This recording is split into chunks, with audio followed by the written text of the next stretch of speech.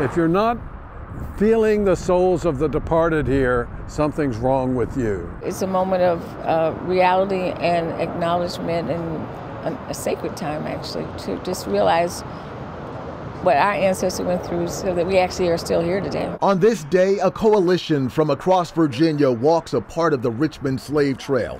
One stop, the historic Lumpkins jail site, where hundreds of thousands of slaves were bought and sold. Virginians for Reconciliation started last year to confront racism. One founder, former Governor Bob McDonnell, says moving forward is impossible without acknowledging the wrongs of the past. Because this story that has to be told about what happened within 300 yards of the state capitol, the governor's mansion, people are being bought and sold, families being ripped apart.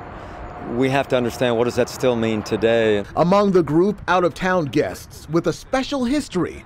Lynn Jackson is a descendant of Dred Scott, a slave who notably sued the government for his freedom. In 1857, the case wound up in the Supreme Court, with then Chief Justice Roger Brooke Taney playing a lead role in striking it down. Standing next to Jackson on this day, one of Taney's descendants. Roger Brooke Taney made a decision that blacks were inferior to whites and had no standing as a citizen, could not be citizens, and therefore he had no standing to sue for his freedom. The two now work together, spreading the message of education and reconciliation. The person causing the harm has to recognize they did it. They have to go to the injured party and recognize to them that they hurt them, and they have to express regret.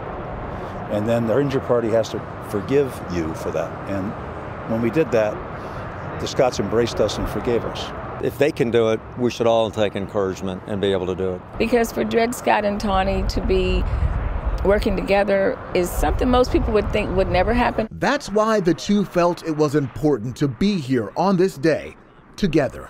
Former Governor Bob McDonnell says later on this year, ground will be broken right here on this site with money that was appropriated during his administration to tell the story of slave trading here in Virginia and what those men and women had to endure. The timing is important as the country remembers 400 years since the first slaves were brought to America. It started here in Virginia in that sense, and we would like it to come full circle and possibly end here. In Richmond, Eric Phillips, CBN.